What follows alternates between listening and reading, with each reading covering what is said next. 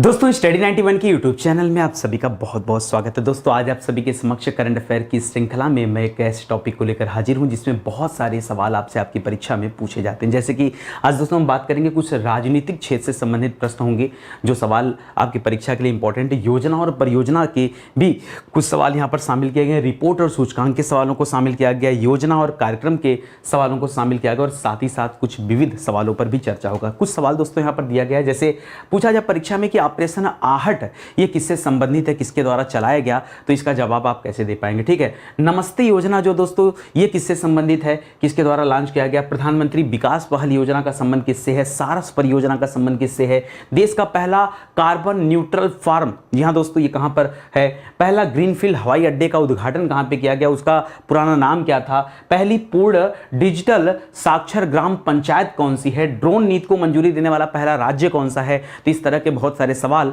आपसे आपकी परीक्षा में निश्चित रूप से पूछे जा सकते हैं। तो चलिए देखते हैं कि आपकी तैयारी किस लेवल पर हो पाई और पूरे एक साल का करंट अफेयर का निचोड़ दोस्तों यहां पर आपको दिया जाएगा, तो आपके लिए और भी बेहतर होगा। ठीक है, याद रखेंगे स्टडी 91 के प्लेटफॉर्म से फाउंडेशन बैच लॉन्च किया गया। फाउंडेशन बैच दोस्तों जीरो लेवल से लेकर के एडवांस लेवल की तैयारी में आपकी मदद करता है। जी हाँ दोस्तों, अलग अलग विषय के लिए फाउंडेशन बैच हैं, ये हमारा हेल्पलाइन नंबर है, कॉल करके आप संपर्क कर सकते हैं। ठीक है, चलिए शुरू करते हैं। पहला सवाल ये रहा आपकी स्क्रीन पर, सोच समझकर दोस्तों आपको जवाब देना है। लिख रहा है लोकायुक्त विधेयक, जी हां दोस्तों लोकायुक्त विधेयक 2022 पारित करने वाला पहला राज्य दोस्तों कौन सा है, तो याद रखेंगे पहला राज्य महाराष्ट्र। ठीक है, भारत में पहला राज्य महाराष्ट्र जिसने क्या किया है, लोकायुक्त विधेयक 2022 पास किया दोस्तों, मोस्ट इंपॉर्टेंट सवाल। ठीक है, अगला देखिए, हाल ही में असम और किस राज्य की सरकार ने सीमा विवाद के समाधान प्रक्रिया को आगे बढ़ाने पर संयुक्त वक्तव्य पर हस्ताक्षर किया है। वैसे इसमें बहुत बड़ा योगदान रहा दोस्तों हमारे गृह मंत्री का। जी हाँ दोस्तों,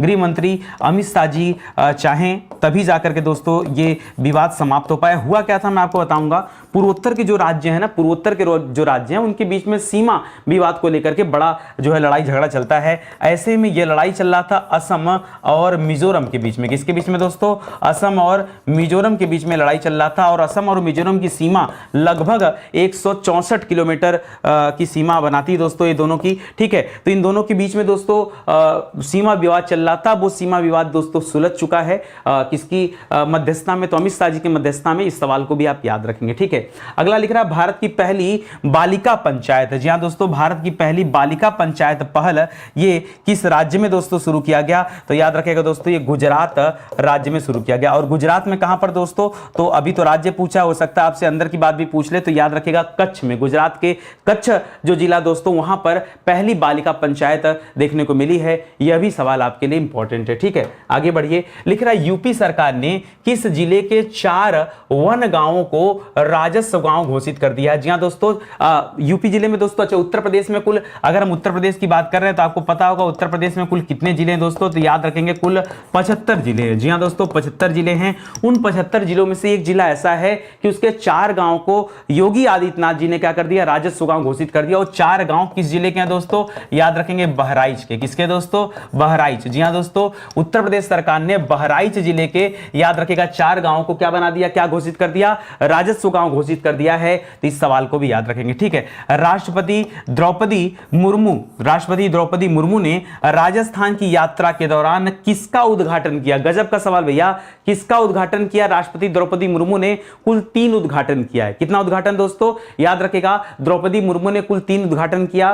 पहला उद्घाटन किया संविधान उद्यान बन रहा था। जी हां दोस्तों, ये संविधान उद्यान दोस्तों कहां बन रहा है, संविधान उद्यान ये बन रहा दोस्तों राजस्थान में। दूसरा मयूर स्तंभ बन रहा है। जी हां दोस्तों, मयूर स्तंभ बन रहा है। ठीक है, तो संविधान उद्यान का उद्घाटन किया, मयूर स्तंभ का उद्घाटन किया। और तीसरा है राष्ट्रीय ध्वज पोस्ट। जी हां दोस्तों, राष्ट्रीय ध्वज पोस्ट। जी हां दोस्तों, इन 3 चीजों का दोस्तों उद्घाटन किया। साथ ही साथ दोस्तों एक चीज और याद रखेगा, महात्मा गांधी और महाराणा प्रताप के मूर्ति का अनावरण भी किया। ठीक है, महाराणा प्रताप की मूर्ति का दोस्तों क्या किया गया दोस्तों, मूर्ति का अनावरण भी किया गया दोस्तों, अनावरण भी किया गया। ये सवाल भी याद रखेगा किसके द्वारा, तो राष्ट्रपति द्रौपदी मुर्मू जी के द्वारा किया गया। ठीक है, ये भी इंपॉर्टेंट सवाल है, परीक्षा में आ सकता है।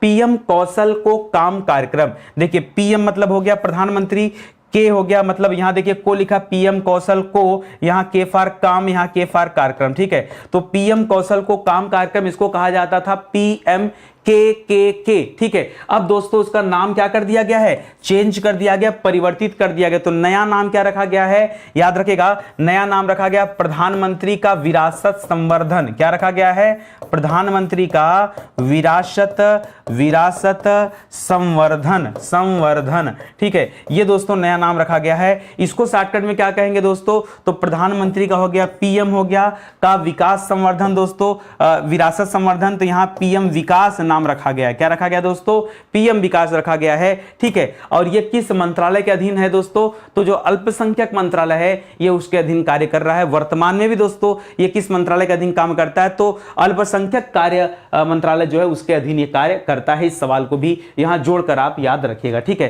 किसके अधीन दोस्तों, अगर हम यही लिख दें किसके अधीन काम करता है, ठीक है, तो क्या बताएंगे, अल्पसंख्यक मंत्रालय के, ठीक है, अल्पसंख्यक मंत्रालय के अधीन दोस्तों ये है, ये आप याद रखेंगे, ठीक है। समझ में आ रहा है ना आपको। अच्छे से दोस्तों एक एक सवाल को पढ़ते जाइए और देखिए परीक्षा में सवाल बनता कैसे है, ठीक है। लिख रहा देश का पहला कार्बन न्यूट्रल फार्म। जी हां दोस्तों, देश का पहला कार्बन न्यूट्रल फार्म। अभी हमने पीछे पढ़ा दोस्तों बालिका पंचायत। क्या पढ़ा दोस्तों, पहली बालिका पंचायत के बारे में पढ़ा, बालिका पंचायत के बारे में पढ़ा। और ये बालिका पंचायत कहां मिला देखने को दोस्तों, तो याद रखेगा कच्छ जिला गुजरात, है कि नहीं, कच्छ मिला। कच्छ कहां है दोस्तों, आपके गुजरात में है, ये हमने पढ़ा, ठीक है। अभी जो आपसे पूछ रहा देश का पहला कार्बन न्यूट्रल फॉर्म दोस्तों कहां पर घोषित किया गया, तो ये घोषित किया गया दोस्तों केरल में। कहां पे किया गया घोषित इसे, ये देश का पहला कार्बन न्यूट्रल फॉर्म जो बन रहा दोस्तों ये कहां पे बन रहा है, ये केरल में बनाया जा रहा है। इसको भी आप ध्यान में रखिएगा, ठीक है। नवंबर 2022 में घोषित जैव विविधता विरासत स्थल कौन सा है दोस्तों, पहले मुझे बताइए भारत में अंतरराष्ट्रीय जैव विविधता दिवस कब मनाया जाता है, ठीक है। सवाल इंपॉर्टेंट है, अंतरराष्ट्रीय जैव विविधता दिवस ये कब मनाया जाता है दोस्तों, तो याद रखिएगा हर साल 22 मई को मनाया जाता है। कब मनाया जाता है, 22 मई को मनाया जाता है। अब देखिए सवाल क्या पूछा है कि नवंबर 2022 में घोषित जैव विविधता विरासत स्थल कौन सा है, तो दोस्तों तमिलनाडु में घोषित किया गया और उड़ीसा में, ठीक है। तो जो उड़ीसा वाला घोषित किया गया था उसका नाम था महेंद्रगिरी। क्या नाम था दोस्तों, महेंद्रगिरी का नाम सुना होगा, महेंद्रगिरी ये उड़ीसा में था, एक साथ घोषित हुआ था, इसलिए दोनों बता रहा हूं। और तीसरा दोस्तों 36वां, तीसरा नहीं, कुल मिला के अब दोस्तों इसकी संख्या कितनी हो गई, 36 हो गया, ठीक है। तो ये 35वें नंबर पे था और जो 36वां नंबर था दोस्तों तमिलनाडु में घोषित किया गया है। अच्छा नाम है यार, अरिट्टापट्टी नाम है। क्या नाम दोस्तों, अरिट्टापट्टी नाम है दोस्तों। ये कहां पर है, ये आपके तमिलनाडु में है, तमिलनाडु में है, जो कि 36वां क्या है दोस्तों, जैव विरासत स्थल है। अब याद रखेंगे, ठीक है। इस प्रकार भारत में कुल कितने जैव विरासत स्थल हो गए, तो कुल 36 जैव विरासत स्थल हो चुके हैं, इसको याद रखेंगे, ठीक है। प्रधानमंत्री द्वारा पूर्वोत्तर के किस राज्य के पहले ग्रीन फील्ड हवाई अड्डे का उद्घाटन किया गया, पूर्वोत्तर का पहला ग्रीन फील्ड हवाई अड्डा है और इसका उद्घाटन किस राज्य में दोस्तों किया गया है, सवाल ये पूछ रहा है, तो बताएगा अरुणाचल प्रदेश में। जी हाँ दोस्तों, अरुणाचल प्रदेश में दोस्तों मोदी जी के द्वारा ये ग्रीन फील्ड हवाई अड्डे का उद्घाटन किया गया। इसका पुराना नाम क्या था दोस्तों, डोनी पोलो था। क्या नाम था, डोनी पोलो हवाई अड्डा। क्या नाम था दोस्तों, पुराना नाम था डोनी पोलो हवाई अड्डा, ठीक है। देखिए मुझसे जितना बन पड़ रहा है, मुझे जितना भी लग रहा है कि आपके परीक्षा के लिए इंपॉर्टेंट है, मैं समय निकालकर दोस्तों उतना सीरीज उतने प्रश्न आपको देते चल रहा हूं, ठीक है। थोड़ा मेहनत कर लीजिए, मुझे लगता है आप ही नहीं मेहनत करने को तैयार हैं कि एक बार देख लें कि स्टडी 91 पे जो कंटेंट दिए जा रहे हैं वाकई में वो परीक्षा के लायक हैं, आने लायक हैं या नहीं है, ठीक है। आप जब 10 बार किताब को पढ़ेंगे ना तो फिल्टर करके जो मैटर निकलेगा, निचोड़ निकलेगा, वो यही निचोड़ निकलेगा, ये आप ध्यान दीजिएगा। और जो और बेकार तरह के सवाल होते हैं उस पर हम वैसे भी डिस्कशन नहीं कर रहे हैं, ठीक है। चलिए आगे बढ़िए, अगला सवाल देखते हैं दोस्तों। अगला लिख रहा है कि श्यामा प्रसाद मुखर्जी रूर्बन मिशन। जी हाँ दोस्तों, श्यामा प्रसाद मुखर्जी रूर्बन मिशन, जिसको SPMRM कहते हैं, इसके तहत पूरा होने वाला देश का पहला क्लस्टर कौन सा बना। देखिए पहला क्लस्टर भी पूरा हुआ, इसलिए दोस्तों इंपॉर्टेंट है, इसका नाम रखा गया है एबॉक क्लस्टर। क्या रखा गया दोस्तों, एबॉक क्लस्टर, क्या रखा गया नाम दोस्तों, एबॉक क्लस्टर इसका नाम रखा गया, याद रखेंगे, ठीक है। और है कहां पर दोस्तों लोकेशन, तो दोस्तों अगर पूछ दे कहां पर है तब क्या बताएंगे, याद रखेगा ये है आपके आइजोल में, कहां पर है, आइजोल। और आइजोल राजधानी है दोस्तों कहां की, याद रखेगा मिजोरम की, ठीक है, मिजोरम की राजधानी है आइजोल, ठीक है। अभी हमने पीछे पढ़ा दोस्तों मिजोरम और असम के बीच में 164.6 किलोमीटर की सीमा साझा करता है और सीमा विवाद चल रहा था असम राज्य के साथ, तो उस पे भी हम लोगों ने सवाल देखा, ठीक है। केंद्रीय गृह एवं सहकारिता मंत्री कौन है, गृह मंत्री, गृह मंत्री और सहकारिता मंत्री दोनों अमित शाह जी हैं, याद रखेंगे, ठीक है। लिख रहा उन्होंने कहां पर देश में पहली बार हिंदी में एमबीबीएस के पाठ्यक्रम का शुभारंभ किया। जी हां दोस्तों, एमबीबीएस की जो पढ़ाई होती है डॉक्टरी की वो हिंदी में हो पाएगी दोस्तों, और ये शुभारंभ दोस्तों कहां पे किया गया, याद रखेगा अभी तो मध्य प्रदेश में किया गया, ठीक है। मध्य प्रदेश की बात किया जाए, मध्य प्रदेश वही शहर है दोस्तों जिसने अपने पाठ्यक्रम में अभी हाल ही में दोस्तों एआई को भी शामिल किया, आर्टिफिशियल इंटेलिजेंस को अपने पाठ्यक्रम में शामिल करने वाला राज्य कौन सा है, तो क्या बताएंगे दोस्तों, याद रखेंगे मध्य प्रदेश राज्य, ठीक है। आगे बढ़िए, लिख रहा प्रधानमंत्री विकास पहल जिसे हम पीएम डिवाइन के नाम से जानते हैं, ठीक है। यह योजना किससे संबंधित है दोस्तों, तो पीएम डिवाइन दोस्तों याद रखेगा यह पूर्वोत्तर के विकास से संबंधित योजना है, किसके विकास से, पूर्वोत्तर क्षेत्र के विकास से संबंधित यह योजना है दोस्तों, याद रखेगा, जिसमें पूर्वोत्तर के विकास की बात किया गया, पूर्वोत्तर मतलब भारत का पूर्वोत्तर, ठीक है।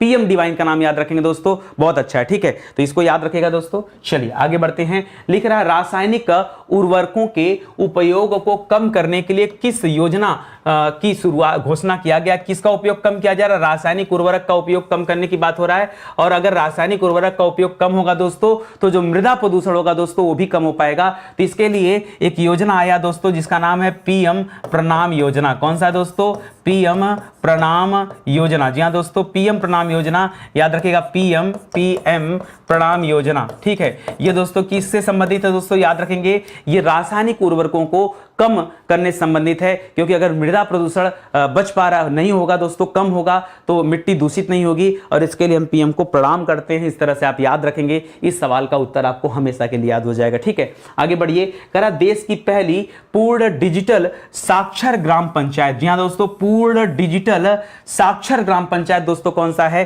दोस्तों, अभी हमने कुछ दिन पहले दोस्तों वीडियो पढ़ा था, तो पढ़ा था कि सभी गांव में दोस्तों लाइब्रेरी वाला, ठीक है, सभी ग्राम में पुस्तकालय खोलने वाला कौन सा था जिला दोस्तों, पुस्तकालय, तो हमने पढ़ा था जामताड़ा जिला। ये जामताड़ा जिला कहां पर दोस्तों, याद रखेंगे आपके झारखंड में है, ठीक है। और सभी ग्राम पंचायत में पुस्तकालय खोलने वाला, सभी ग्राम पंचायत में पुस्तकालय खोलने वाला, ठीक है, पुस्तकालय खोलने वाला कौन था, तो हमने पढ़ा था पुस्तकालय खोलने वाला पूर्णिया जिला था। पूर्णिया जिला दोस्तों ये बिहार में स्थित है, ठीक है, यहां लिख लीजिएगा पूर्णिया कहां पर है, बिहार में, और जामताड़ा कहां पर है, आपके झारखंड में, ठीक है। अभी जो पूछ रहा दोस्तों पूर्ण डिजिटल साक्षर ग्राम पंचायत की बात कर रहा है, और ये कहां पर दोस्तों, आपने सुना होगा पुल्लम पारा, एक जगह का नाम है पुल्लम पारा, क्या नाम है, पुल्लम पारा। ये पुल्लम पारा कहां भैया, केरल में है, वो दोस्तों क्या है दोस्तों, पूर्ण डिजिटल साक्षर ग्राम पंचायत है, ठीक है। और हमने पीछे ये भी पढ़ा बालिका पंचायत कहां पे दोस्तों, ठीक है, बालिका पंचायत के बारे में पढ़ा, ठीक है। तो याद रखेंगे बालिका पंचायत, ये बालिका पंचायत कहां देखने को मिला है, तो याद रखेगा कच्छ में मिला है। कच्छ कहां पर दोस्तों, गुजरात में, ठीक है। इस तरह से जब आप सीक्वेंस में याद करते हैं और चीजों को कोरिलेट करके एक दूसरे से संबंध बनाकर याद करते हैं तो ज्यादा से ज्यादा फैक्ट आपको याद होगा, याद रखेगा, ठीक है। महिला सशक्तिकरण एवं मासिक धर्म स्वच्छता से संबंधित सारस नामक पहल दोस्तों शुरू किया गया है। यह सारस नामक पहल किसके द्वारा स्टार्ट किया गया है, तो जो इजराइल का दूतावास था, जी हां दोस्तों याद रखेगा, इजराइल का दूतावास जो था दोस्तों उसने इस सारस पहल को स्टार्ट किया है, ठीक है। दूतावास ने कहां पर स्टार्ट किया दोस्तों, यह भी पूछ सकता है कहां पर, तो अगर लोकेशन पूछेगा तो बताएगा गाजियाबाद में। कहां पर दोस्तों, गाजियाबाद में इसे स्टार्ट किया गया। इसी के साथ साथ दोस्तों और याद रखेगा एक खुशी फाउंडेशन है, खुशी फाउंडेशन ने भी दोस्तों अपना योगदान इस सारस पहल में रखा, ठीक है। वैसे जिन्हें नहीं पता होगा उन्हें जो है अली के सारस की याद आ जाएगी तो फिर गड़बड़ हो जाएगा, कानपुर वाले सारस की, कि रायबरेली गया फिर कानपुर गया, नहीं, उस सारस की बात यहाँ नहीं हो रही है। यहाँ जो सारस पहल है दोस्तों ये इजरायली दूतावास के द्वारा स्टार्ट किया गया दोस्तों, एक पहल स्टार्ट किया गया जिसमें जो महिलाओं का मासिक धर्म आता है, ठीक है, उसमें लोगों को जागरूक किया जाएगा, उनको मदद किया जाएगा, ठीक है। ये था यहाँ पे, ये अलग चीज है, ठीक है। आगे बढ़िए, लिख रहा देश का पहला स्वच्छ सुजल प्रदेश। जी हाँ दोस्तों, स्वच्छ सुजल प्रदेश किस राज्य या केंद्र शासित प्रदेश को घोषित किया गया? देखिए ये सवाल आएगा ना तो मैं बताऊं आपके दिमाग में क्या क्या आ सकता है। सोचेंगे चाहे उत्तर प्रदेश होगा, फिर सोचेंगे नहीं यार स्मार्ट सिटी इंदौर है तो मध्य प्रदेश हो सकता है, फिर सोचेंगे हमने पढ़ा था हर घर जल कनेक्शन वाली बात तो गोवा पढ़ा था। सब उत्तर गलत हो जाएगा। ठीक है, बहुत ध्यान से सुनिएगा। देश का पहला स्वच्छ सुजल प्रदेश दोस्तों ये अंडमान निकोबार है। कौन सा दोस्तों?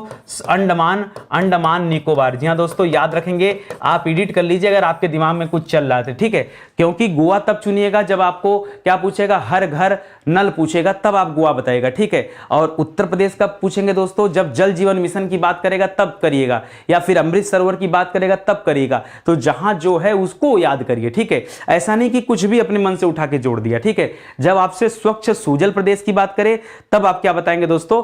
तब आप अंडमान निकोबार की बात करिएगा। ठीक है, केंद्रीय मंत्रिमंडल द्वारा स्वीकृत एक नई केंद्र प्रायोजित योजना कौन सी? ये तो थोड़ा सा डिफिकल्ट सवाल हो गया। अरे किससे संबंधित योजना, कुछ तो बताना चाहिए। ठीक है, तो अगर हम जहां तक मुझे आ रहा है, जो मैंने क्वेश्चन छांट के रखा था, तो शिक्षा से संबंधित दोस्तों ये योजना है, शिक्षा से संबंधित योजना है। इसका नाम है दोस्तों पीएम श्री। क्या नाम है दोस्तों? इस योजना का नाम है पीएम श्री। जी हाँ दोस्तों, इस पीएम श्री योजना में आप तो समझ ही रहे होंगे दोस्तों, शिक्षा से संबंधित योजना है, पीएम श्री इसका नाम है, जिसमें रखा गया जो श्री है ना, श्री कैसे लिखते हैं? SHREE यही लिखते हैं ना। ठीक है, या RI लिखते हैं, तो याद रखेगा ये जो श्री है इसका अपना मायना है क्या? School for rising India. ठीक है, क्या नाम रखा गया दोस्तों? PM school for rising India दोस्तों, राइजिंग इंडिया। ठीक है, राइजिंग इंडिया याद रखेगा। मुझे लगता है यहाँ पीएम श्री में आई उन लोगों ने लिया है। ठीक है, यहाँ पीएम श्री में ई न लेकर के आई लिया होगा, तभी राइजिंग आई फॉर इंडिया हो जाएगा। ठीक है, तो इसको भी याद रखेंगे। चलिए आगे बढ़ते हैं। लेकिन अब प्रधानमंत्री जनधन योजना जो चल रही थी, ठीक है, वही कि जितने भी लोग भारतीय लोग हैं उनका बैंक में अकाउंट होना चाहिए। ठीक है, तो जनधन योजना PMJDY ने सफल कार्यान्वयन के लिए कितने वर्ष दोस्तों अभी पूर्ण कर लिया? तो अपना 8 वर्ष दोस्तों इसने पूर्ण कर लिया। क्या आपको याद है दोस्तों कि इस योजना को कब लॉन्च किया गया था? तो जब मोदी जी प्रधानमंत्री बने थे दोस्तों, 15-15 लाख देने के लिए कहे थे, तभी इस योजना को लाया गया था। 28 अगस्त 2014 को मई में चुनाव हुआ था, मई में प्रधानमंत्री बने थे और अगस्त में दोस्तों इस योजना की घोषणा की गई थी। तो 14 से लेकर के 24 तो हुआ नहीं, अभी 22 में दोस्तों इस योजना के 8 साल पूरे हुए हैं। तो इस सवाल को भी आप याद रखेंगे। ठीक है, आगे बढ़िए। लिख रहा है नीति आयोग के सहयोग से अटल टिकरिंग लैब स्थापित करने वाला, जी हां दोस्तों, अटल टिकरिंग लैब स्थापित करने वाला पहला राज्य केंद्र शासित प्रदेश कौन सा है? तो याद रखें दोस्तों, ये अटल टिकरिंग लैब कहां पे लग रहा है दोस्तों? ये जम्मू कश्मीर में दोस्तों अटल टिकरिंग लैब स्थापित किया जा रहा है। तो ये भी आप याद रखेंगे। ठीक है, ये नीति आयोग के सहयोग से स्थापित किया जा रहा है, ये भी याद रखेगा। नीति आयोग की स्थापना अगर आपसे पूछ दे दोस्तों तो क्या बताएंगे?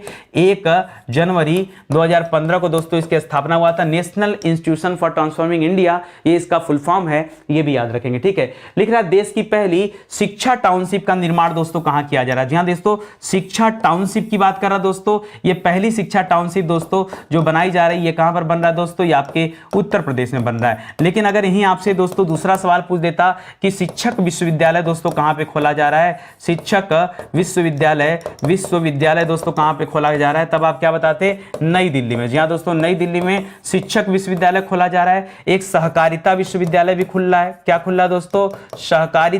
सहकारिता विश्वविद्यालय, ये भी कहां खुल रहा है दोस्तों? यह भी आपके नई दिल्ली में खुल रहा है। लेकिन जो शिक्षा टाउनशिप है दोस्तों, ये कहां पर बनाया जा रहा है दोस्तों? तो उत्तर प्रदेश में बन रहा है। ठीक है, लिख रहा है किस राज्य सरकार ने सौर ऊर्जा नीति 2022 का मसौदा दोस्तों पेश किया है? सौर ऊर्जा नीति का मसौदा दोस्तों किसने पेश किया है? तो याद रखेंगे, अभी तो फिलहाल ये उत्तर प्रदेश ने पेश किया। वैसे बहुत सारे राज्यों ने धीरे धीरे पेश किया, उत्तर प्रदेश ने भी दिया, गुजरात में भी दिया। ठीक है, बहुत सारे ने दिया, तो उत्तर प्रदेश ने दोस्तों ये मसौदा पेश किया था। ठीक है, और वर्ष 2026-27 तक याद नहीं आ रहा है, कुछ 2000 समथिंग मेगावाट की बात हो रहा था। ठीक है, कि उतना उत्पादन ये कर लेंगे। ठीक है, तो फिलहाल इसको याद रखेंगे। चलिए आगे बढ़ते हैं। लिख रहा भारत का पहला हर घर जल प्रमाणित राज्य कौन सा? यही आपके मन में कंफ्यूजन था ना, हर घर जल प्रमाणित राज्य। जब आपसे हर घर, देखिए पीछे जो आपसे पूछा था ना, वह पूछा था स्वच्छ सुजल। क्या पूछा था?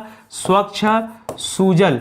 ठीक है, स्वच्छ सुजल। तो जब स्वच्छ सुजल पूछे तब आपने जवाब क्या दिया दोस्तों, अंडमान निकोबार जवाब दिया। ठीक है, जब आपसे स्वच्छ सुजल प्रदेश के बारे में पूछा तब। ठीक है, तो याद रखिएगा ये था। अभी आपसे क्या पूछ रहा है, पहला हर घर जल प्रमाणित राज्य दोस्तों कौन सा बन गया है, तब आप क्या बताएंगे, तब आप बताएगा दोस्तों गोवा। तब आप क्या बताएंगे, जब आपसे हर घर जल प्रमाणित की बात करेगा तब आप क्या बताएंगे दोस्तों, गोवा बताएगा। ठीक है, वहीं दोस्तों एक सवाल और पूछ सकता है, मान लीजिए पूछ दिया हर घर जल प्रमाणित केंद्र शासित प्रदेश कौन सा है, तब आप क्या बताएंगे। अभी तो आपसे राज्य पूछा तो गोवा बता दिया, और अगर केंद्र शासित पूछेगा तब क्या बताएंगे, तब बताएगा दोस्तों दादरा एवं नगर हवेली। ठीक है, नागर हवेली, दादरा एवं नागर हवेली होता है, नगर नहीं। ठीक है, दादरा एवं नागर हवेली। कब दोस्तों, जब आपसे क्या पूछेगा, जब आपसे पूछेगा पहला हर घर जल प्रमाणित केंद्र शासित प्रदेश कौन सा है, तब आप ये बताइएगा। ठीक है, ये आप ध्यान दीजिएगा। आपको ये भी पता होगा कि दादरा नगर हवेली में दमन दीव का विलय कर दिया गया, तो ये पूरा इसका लंबा चौड़ा नाम हो गया है दादरा एवं नगर हवेली और दमन एवं दीव। ठीक है, इतना बड़ा नाम हो गया तो मुझे लिखने का आवश्यकता नहीं, आप समझदार है, समझ जाइए। ठीक है, आगे बढ़िए। एक सवाल और दे सकता है, भारत का पहला, सुनिएगा, भारत का पहला हर घर जल प्रमाणित जिला। देखिए यहां पे जो सवाल था वो तो राज्य का था, यहां जो सवाल है केंद्र शासित प्रदेश का, और यहां जो सवाल है ये किसका है दोस्तों, जिला का है। तो जब जिला की बात करेगा ना तब आप बताएगा दोस्तों बुरहानपुर जिला है। कौन सा है दोस्तों, बुरहानपुर जिला। और आपको तो पता होगा दोस्तों बुरहानपुर जिला है कहां पर, या आपके सॉरी उत्तर प्रदेश नहीं भाई, मध्य प्रदेश। ठीक है, उत्तर प्रदेश में कहां से आ जाएगा बुरहानपुर। ठीक है, मध्य प्रदेश में दोस्तों बुरहानपुर जिला, याद रखेंगे तब आ जाएगा मध्य प्रदेश का नाम जब आपसे जिला पूछेगा तब, जब जिला पूछेगा तब। ठीक है, लिख रहा नमस्ते योजना। जी हां दोस्तों, ये बताइए, बहुत अच्छा सवाल है। नमस्ते योजना का संबंध दोस्तों ये किससे है, आपको बता रहा नमस्ते योजना। ठीक है, तो आप याद रखिएगा आजकल अगर मैं अपने भाषा में बताऊं तो हो क्या रहा है दोस्तों कि मशीनों का इस्तेमाल दोस्तों ज्यादा हो गया है। आप देखिए अब मनरेगा वगैरह में दोस्तों मनरेगा ये तो है कि लोगों से काम करवाया जा रहा है, अगर मनरेगा नहीं होता तो शायद मुझे लगता है कि मशीनों का एकदम बोलबाला होता। ठीक है, तो आप देख रहे हैं कि दोस्तों शहरों में जो मशीनीकृत काम हो रहे हैं दोस्तों, मशीनीकृत सफाई हो रहा है, उसको दोस्तों नमस्ते योजना के तहत रखा गया। ठीक है, तो सीधे सीधे क्या करना दोस्तों, शहरों में जो मशीनीकृत सफाई हो रहा है, मशीनीकृत, यहां दोस्तों ये इंपॉर्टेंट है। ठीक है, मशीनीकृत सफाई हो रहा है उसे दोस्तों इस नमस्ते योजना के तहत रखा गया, क्योंकि शहरों की बात कर रहा है तो दोस्तों ये किस मंत्रालय से संबंधित हो जाएगा, तो याद रखेगा शहरी एवं आवास विकास मंत्रालय, शहरी एवं आवास विकास मंत्रालय। ठीक है, याद रखेगा ये उसके तहत काम करता नमस्ते योजना है। ठीक है, इसे आप ध्यान रखेंगे। ठीक है, याद रखेगा स्टडी 91 के प्लेटफॉर्म से बहुत सारी किताबें लॉन्च की गई, मौका दीजिए एक बार स्टडी 91 को, देखिए इन किताबों को लेकर के बहुत शानदार कंटेंट दोस्तों रखे गए। परचेज करेंगे तो निश्चित रूप से खुशी मिलेगी। ठीक है, ये हमारा हेल्पलाइन नंबर है जिससे आप कांटेक्ट कर सकते हैं। बाकी वेबसाइट, एप्लीकेशन, हर जगह किताब लिस्ट कर दी गई है, तो वहां से आप इन किताबों को ले सकते हैं। ठीक है, आइए आगे बढ़ते हैं। लिख रहा है स्माइल योजना। जी हाँ दोस्तों, स्माइल योजना किन व्यक्तियों के पुनर्वास से संबंधित, पुनर्वास मतलब उनको लौटाया जाएगा। ठीक है, लौटाया जाएगा मतलब जहां पहले थे वहां, पुनर्वास उसी को कहा जाता है, भटक गए हो कहीं और चले गए उनके लिए। ठीक है, तो इसमें खास करके ये जो स्माइल योजना है ना, ये दो लोगों के लिए चुनी गई है। पहला जो ट्रांसजेंडर होंगे दोस्तों, किसके लिए दोस्तों, जो ट्रांसजेंडर होंगे। ठीक है, तो उनको एक बार पुनः जीवन जीने का मौका देगा स्माइल, मतलब उनके चेहरे पे खुशी आ जाए। ठीक है, तो याद रखेगा स्माइल योजना उनके लिए है। दूसरा दोस्तों, ऐसे बच्चे, बूढ़े या व्यक्ति कोई भी हो जो भिक्षावृत्ति में लगा हुआ है। ठीक है, भीख मांगने में जो लगा हुआ है दोस्तों, याद रखेंगे भीख मांगने में जो लगे हुए लोग हैं। ठीक है, मांगने वालों पर। ठीक है, तो याद रखिएगा दो लोगों को दोस्तों वापस अपनी जिंदगी में वापस लौटाने के लिए स्माइल योजना को लाया गया। किसने लाया दोस्तों, तो याद रखिएगा ये लाया गया है, नहीं, किसने लाया है, अरे डॉक्टर वीरेंद्र कुमार मंत्री हैं भाई। सहकारिता नहीं, सहकारिता में तो गृह मंत्री हो जाएंगे। देखिए डॉक्टर वीरेंद्र कुमार मंत्री हैं, बहुत सामाजिक करके नाम है उसको मंत्रालय का। ठीक है, वीरेंद्र कुमार मंत्री हैं। ठीक है, अभी याद आ जाएगा मुझे तो मैं बता दूंगा। ठीक है, तो मंत्री हैं, ठीक है, जिनके तहत दोस्तों इस स्माइल योजना को लाया गया। ठीक है, चलिए आगे बढ़ते हैं। लिख रहा नई शिक्षा नीति 2020 को पूर्व प्राथमिक स्तर पर लागू करने वाला भारत का पहला राज्य बन गया। जी हाँ दोस्तों, ये प्री प्राइमरी स्तर पर दोस्तों इसको किसने लागू किया है, तो याद रखेंगे उत्तराखंड राज्य ने दोस्तों इसे प्री प्राइमरी स्तर पर लागू किया है। इसे आप याद रखेंगे। जो नई शिक्षा नीति आया है इसको प्री प्राइमरी लेवल पे लॉन्च किया है, याद रखेंगे, ठीक है। निर्माण श्रमिकों के कौशल प्रशिक्षण, निर्माण श्रमिकों के कौशल प्रशिक्षण के लिए किस परियोजना का अभी शुभारंभ किया गया कि उनके अंदर कौशल विकसित हो जाए, तो यहां पर एक परियोजना लाया गया दोस्तों, निपुण उसका नाम है, ठीक है। कौन सी है दोस्तों? निपुण परियोजना का शुभारंभ किया गया, ठीक है। निपुण परियोजना करेगी क्या दोस्तों? तो जो निर्माण करने वाले श्रमिक हैं उनको और भी ज्यादा कौशल बढ़ाएगी, उनकी स्किल बढ़ाएगी, उनको और भी ज्यादा निपुण बनाएगी, ठीक है। सामाजिक एवं अधिकारिता मंत्रालय, देखिए याद आ गया, सामाजिक अधिकारिता मंत्रालय, सामाजिक एवं अधिकारिता मंत्रालय, ठीक है। आता रहता दिमाग में, देखिए बातें चलती रहती हैं, बहुत सारे सवाल भरे पड़े, क्या किया जाए, उसी में सब दबे पड़े हैं। हाँ, लिख रहा है ड्रोन नीति। जी हाँ दोस्तों, ड्रोन नीति को मंजूरी देने वाला भारत का पहला राज्य कौन बन गया? ये सवाल दोस्तों बड़ा विकट वाला सवाल है। मैं आपको बता दूं, जब जब ये सवाल आता है ना, तो कभी बेंगलुरु उत्तर देखने को मिलता है, कभी उत्तराखंड देखने को मिलता है, कभी ग्वालियर देखने को मिलता है, तो मैं बड़ा कंफ्यूज हो गया। जब ये सवाल मेरे पास आया तो मैंने सोचा कि यार इसका उत्तर पहले ढूंढा जाए, मेरे मन में इतना सवाल क्यों है। तो जब मैंने अपने सवाल को ढूंढना शुरू किया तो पता चला कि हर जगह बातें अलग थी। जैसे एग्जांपल देता हूं आपको, बातें क्यों अलग थी। जो मेरे मन में ग्वालियर वाला सवाल उठ रहा था, ग्वालियर वाला सवाल कि ग्वालियर है क्या, इसका उत्तर ग्वालियर यानी एमपी। याद रखेगा, ग्वालियर में ना ड्रोन स्कूल खोला जा रहा है। क्या खोला जा रहा है? Drone school. और ये ड्रोन स्कूल दोस्तों कुल 5 जगह खोला जा रहा है। ग्वालियर में भी खुल रहा है, जबलपुर में भी खुल रहा है, सतना में खुल रहा है, भोपाल में खुल रहा है, तो दोस्तों कई जगह खुल रहा है। तो ऐसे में ये ड्रोन स्कूल वाली बात हो गई। अच्छा दोस्तों, इसके बाद आ गया दोस्तों हमारे दिमाग में बेंगलुरु क्यों चल रहा था। बेंगलुरु क्यों चल रहा था? क्योंकि दोस्तों बेंगलुरु ने भी क्या किया दोस्तों, ड्रोन सर्विस स्टार्ट किया। वो बड़ी सिटी है तो वहां पे दोस्तों ड्रोन सर्विस दिया गया। अब दोस्तों जो यहां सवाल पूछ रहा है ना, ये कह रहा है ड्रोन नीति को मंजूरी दे दिया गया। एक जैसे अभी हमारे यहां पर गाड़ी घोड़ा चलता है तो उसकी अपनी पॉलिसी है, शिक्षा की अपनी पॉलिसी है, स्वास्थ्य की अपनी पॉलिसी है। तो दोस्तों इतना समय इनके पास था कि इन्होंने ड्रोन से संबंधित पॉलिसी तैयार कर दिया और ये पॉलिसी बनाया हिमाचल प्रदेश ने, ठीक है। तब आपका उत्तर दोस्तों यहां चेंज हो जाएगा।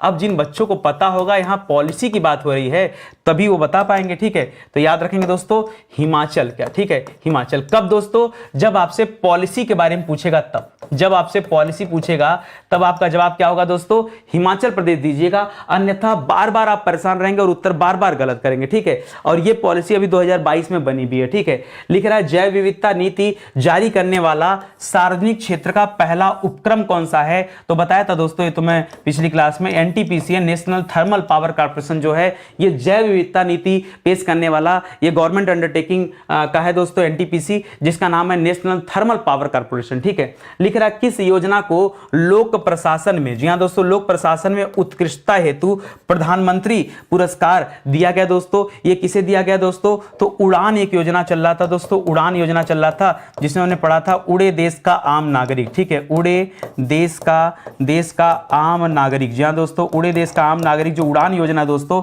उसे प्रधानमंत्री पुरस्कार अभी दिया गया। लोक प्रशासन में उत्कृष्टता के लिए 2020 में यह पुरस्कार दिया गया, ठीक है। इसको याद रखेंगे। आगे बढ़िए। लिख रहा है कौन सा जिला आयुष्मान भारत प्रधानमंत्री जन आरोग्य योजना, जी हां दोस्तों, आयुष्मान भारत प्रधानमंत्री जन आरोग्य योजना से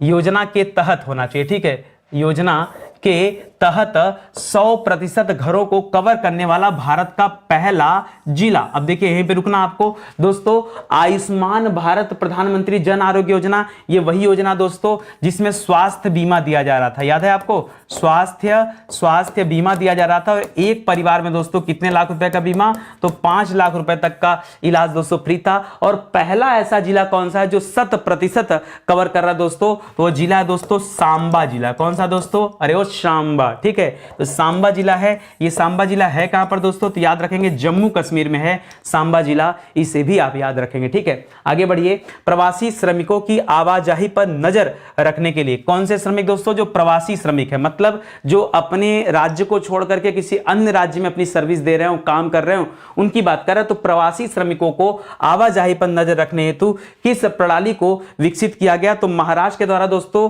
माइग्रेशन ट्रैकिंग प्रणाली आई है, एमटीएस बोलते हैं, ठीक है। ठीक है, एमटीएस का फुल फॉर्म क्या है?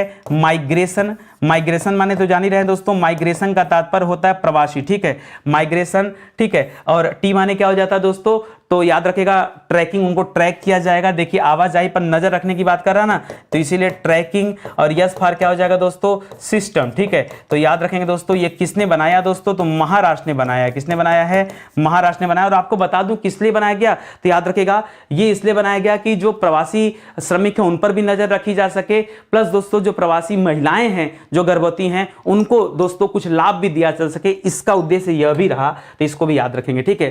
केंद्रीय मंत्री डॉक्टर मनसुख मांडविया ने किस सार्वभौमिक टीकाकरण कार्यक्रम की शुरुआत किया, ठीक है। मनसुख मांडविया याद रखेगा दोस्तों, अभी हमारे स्वास्थ्य मंत्री हैं। क्या है दोस्तों, ये हमारे वर्तमान में स्वास्थ्य मंत्री हैं, ठीक है। और आपसे पूछ क्या रहा दोस्तों कि इन्होंने सार्वभौमिक टीकाकरण कार्यक्रम की शुरुआत किया, उस टीकाकरण का नाम क्या था दोस्तों, तो याद रखेगा इसका नाम था सघन मिशन इंद्रधनुष। क्या नाम था दोस्तों, मिशन इंद्रधनुष, ठीक है। और मिशन इंद्रधनुष 4.0 वर्जन लॉन्च किया गया। और मिशन इंद्रधनुष में याद रखेगा कि कई सारे रोगों के लिए दोस्तों यहां पर टीका अवेलेबल है। अगर हम बात करें दोस्तों पहली बार इस मिशन इंद्रधनुष को कब लॉन्च किया गया था, तो दोस्तों जब मोदी जी प्रधानमंत्री बने थे, उसी कार्यकाल में हुआ था दोस्तों। 25 दिसंबर 2014 को पहली बार, 25 दिसंबर 2014 को पहली बार यह मिशन इंद्रधनुष लॉन्च किया गया था। अब इसका दोस्तों चौथा वर्जन आ चुका है, यह भी याद रखेगा। ये कई सारे ऐसे रोग हैं दोस्तों जिनसे संबंधित एक साथ टीकाकरण होता है मिशन इंद्रधनुष में, ठीक है। जल मेट्रो परियोजना वाला भारत का पहला शहर कौन हो गया, तो दोस्तों कोच्चि शहर है जहां जल मेट्रो परियोजना चल रही है। बाकी अगर अंडर वाटर मेट्रो की बात करेंगे, अंडर वाटर मेट्रो, जी हां दोस्तों, अंडर वाटर मेट्रो की बात करेंगे दोस्तों, तो अंडर वाटर मेट्रो अभी कोलकाता में चलाई गई, आपको पता होगा, ठीक है। पानी के अंदर दोस्तों ये मेट्रो सर्विस दिया जा रहा है। और ये जल मेट्रो दोस्तों ये अलग है, ये आपके कोच्चि से संबंधित है, कोच्चि केरल में है, ठीक है। आगे बढ़िए, लिख रहा किस राज्य सरकार ने student startup and innovation policy 2.0 तो भूल गया लॉन्च करना, ठीक है। तो इसने लॉन्च किया दोस्तों, तो ये स्टार्टअप इनोवेशन पॉलिसी दोस्तों याद रखेगा एक गुजरात ने लॉन्च किया, ठीक है। अभी हाल ही में दोस्तों एक आंकड़ा और भी आया था कि भारत में कितने स्टार्टअप हैं दोस्तों, भारत में कुल स्टार्टअप की संख्या कितनी है दोस्तों, स्टार्टअप की संख्या कितनी है, तो याद रखेगा 92,683। कितना है दोस्तों, 92,683 स्टार्टअप हो चुके हैं भारत में। इस सवाल को भी याद रखेंगे, पिछली क्लास में हम लोगों ने चर्चा किया था, ठीक है। तब बताया भी था कि अगर नहीं आंकड़ा याद होता है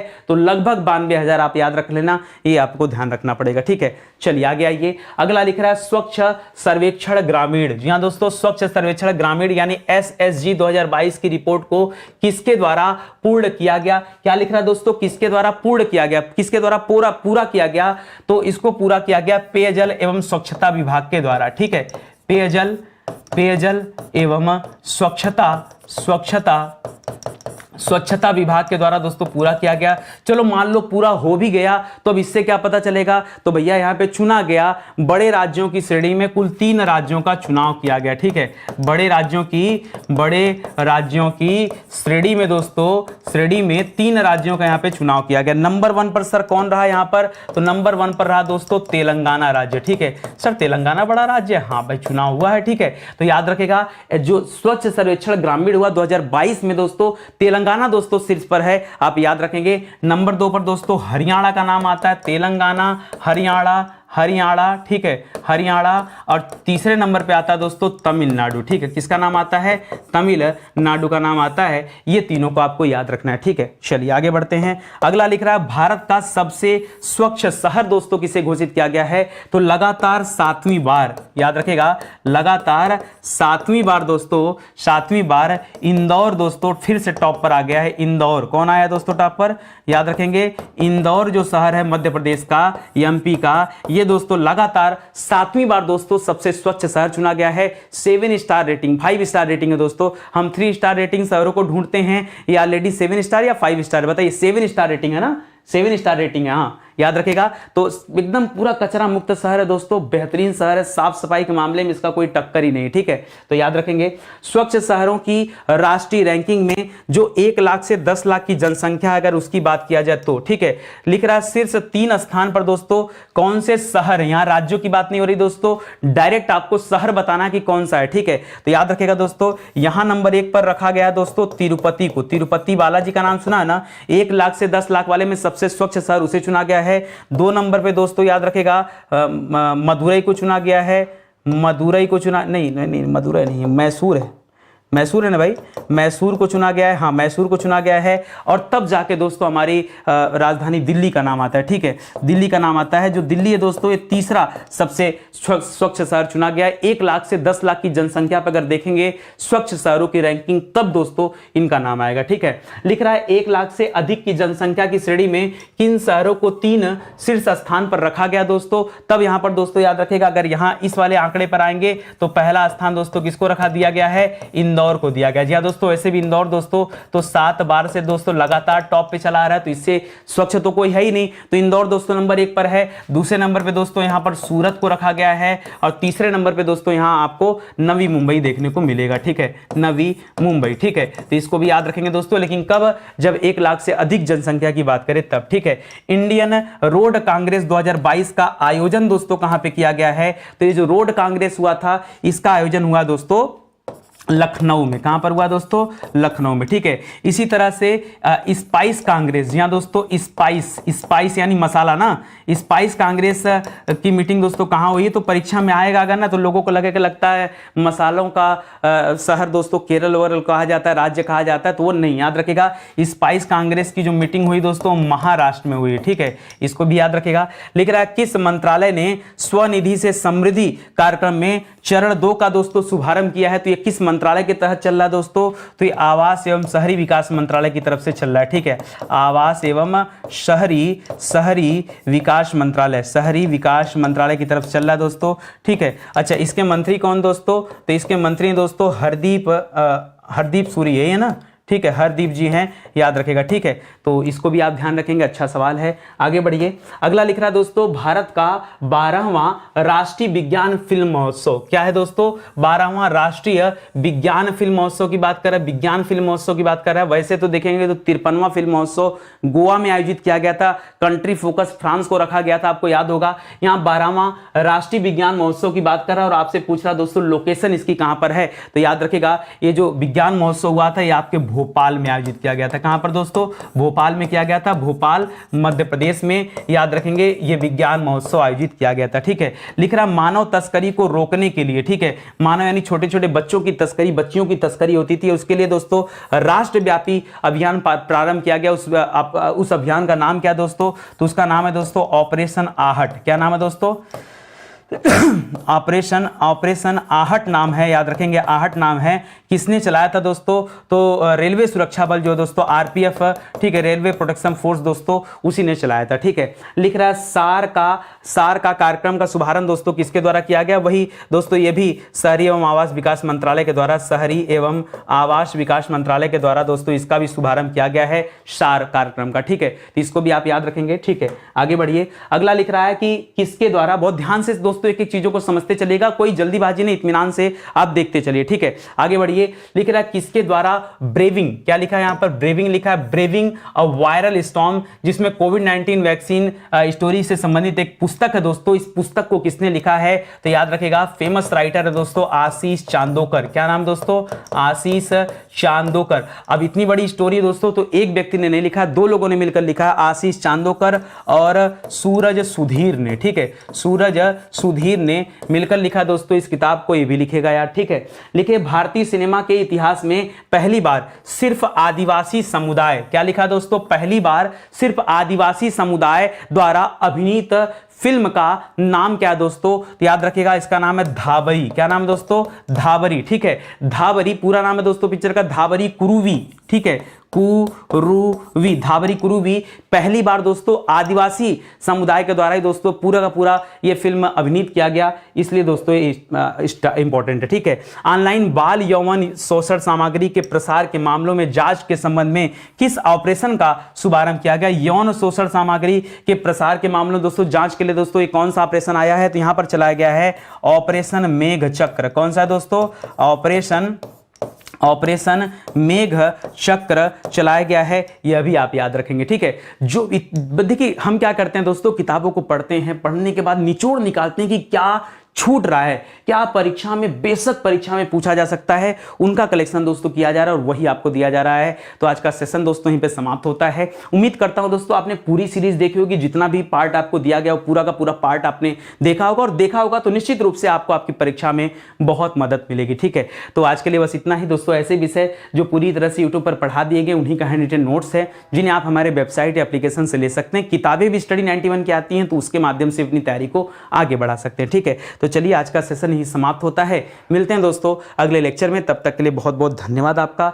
जय हिंद, जय Bharat. Thank you so much.